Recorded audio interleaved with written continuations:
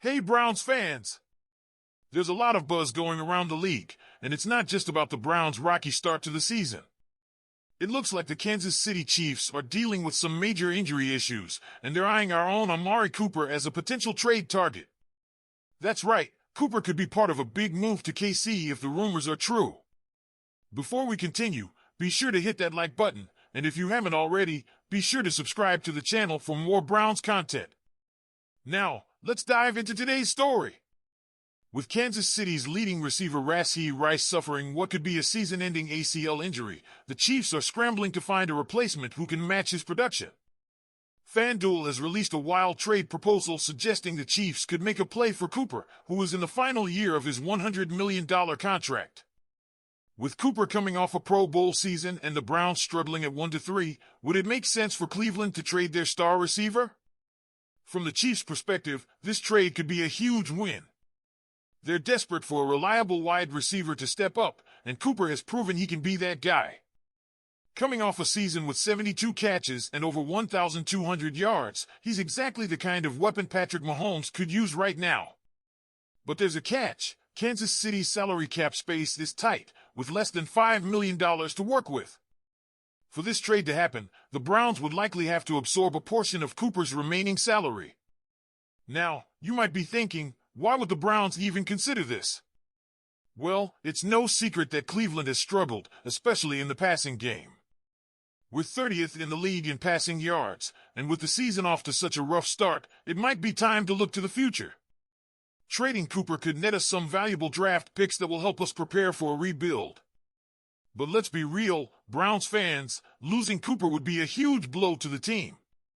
He's been one of the few bright spots on this offense, and if the front office decides to make this deal, it would send a clear signal that they're ready to look forward. So what do you think? Should the Browns trade Cooper to the Chiefs and start thinking about rebuilding? Or should we keep our star receiver and try to turn this season around? Now, let's talk about the latest drama unfolding in Cleveland. We all know it's been a rough start to the season for our Browns, sitting 1-3 heading into Week 5. With the offense struggling to find any rhythm and a big matchup against the Washington Commanders on the horizon, there are already plenty of challenges to deal with. But now, it looks like things are getting even more complicated off the field. Here's the latest. Elijah Moore's father took to social media after the Browns' recent loss to the Las Vegas Raiders, and he didn't hold back. He posted a tweet calling out the team, saying, "One target the entire game? Makes sense, 95% open the entire time. SMH. Yes, you heard that right. Moore's dad is publicly criticizing the Browns for not using his son enough, and that's the last thing we need right now. With an offense that already ranks 31st in the league, and the passing game stagnating at 30th, adding family drama to the mix is only going to create more distractions. Now, Elijah Moore has only 12 receptions for 81 yards this season, and he caught just one pass for 11 yards in last week's loss. But let's be honest here, it's not just Moore, our entire passing game has been a mess. And while the frustration is understandable, Moore's dad taking to social media to give the team a chance? Not the best move, especially when the Browns need to focus on turning things around. To make matters worse, this isn't the first time we've seen social media drama involving Elijah Moore. Remember when he was with the Jets? He threw shade at them for the same reason, not getting enough targets. This time, it's not him, but his dad stepping in. Still, it's not a good look and adds unnecessary tension to a team that's already struggling to find its identity. As Browns fans, we want to see our team succeed on the field, not be distracted by what's going on off it. This kind of drama only takes the focus away from where it needs to be, fixing the offense, making Deshaun Watson comfortable, and finding ways to win games. So the question is, how will the team respond? What do you think, Browns fans? Should the team address the drama or just focus on fixing the offense? As if our 1-3 start to the season wasn't frustrating enough, here's some news that might leave you even more perplexed. Reports have surfaced that the Browns made what can only be described as a dumb decision by not offering Joe Flacco another contract. Yes, you heard that right. The same Joe Flacco who helped us make the playoffs last year is now thriving with the Indianapolis Colts while we're stuck watching our offense flounder. Let's rewind for a second.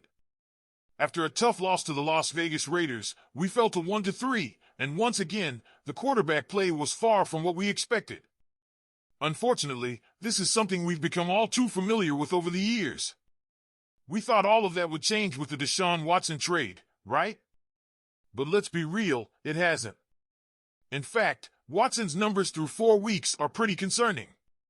He's 29th in passer rating, 27th in completion percentage, and has more sacks than any other QB in the league. Ouch. Sure, Watson is saying all the right things in his press conferences after these losses, but that doesn't give us much comfort as fans when we see former Browns quarterbacks doing well elsewhere. Speaking of which, remember Joe Flacco? Last week, when Colts starting QB Anthony Richardson was injured, Flacco stepped in and delivered, throwing 2 touchdown passes and leading the Colts to a big win over Pittsburgh. This is the same Joe Flacco who stepped up for us last season and helped turn things around when it seemed like all hope was lost. He even won the NFL's Newcomer of the Year award. You'd think that would earn him a spot on our roster this year, right? Wrong. Here's the thing. According to NBC Sports' Mike Florio, the Browns didn't even make Flacco an offer when free agency began in 2024. Not a single call. According to Flacco himself, he was interested in reuniting with his former coach Shane Steichen in Indianapolis, but Cleveland? Not a peep from us. Now, Browns fans, we've seen this movie before. A quarterback leaves Cleveland and suddenly finds success elsewhere. Flacco isn't the only example. Baker Mayfield, anyone? Mayfield has been a standout with the Tampa Bay Buccaneers and has proven exactly why he was a top draft pick. He earned a long-term deal in Tampa and, honestly, is showing everyone that the Browns may have given up on him too soon. So here we are, stuck with a massive Watson contract that's weighing on our future, while the QBs we let go are out there succeeding. It's like every season we watch the former Browns find their groove while we can't seem to get out of our own way. Now, I get it, there are ways for the Browns to move forward with Watson's contract, but that's a whole other conversation. For now, we're in a position where we have to live with the choices we made, and unfortunately, moving on from Joe Flacco feels like yet another decision that could come back to haunt us. So, what do you think, Browns fans? Should the front office have made a move to keep Flacco as our backup? Or are we just in for another season of quarterback trouble? Let me know what you think in the comments below.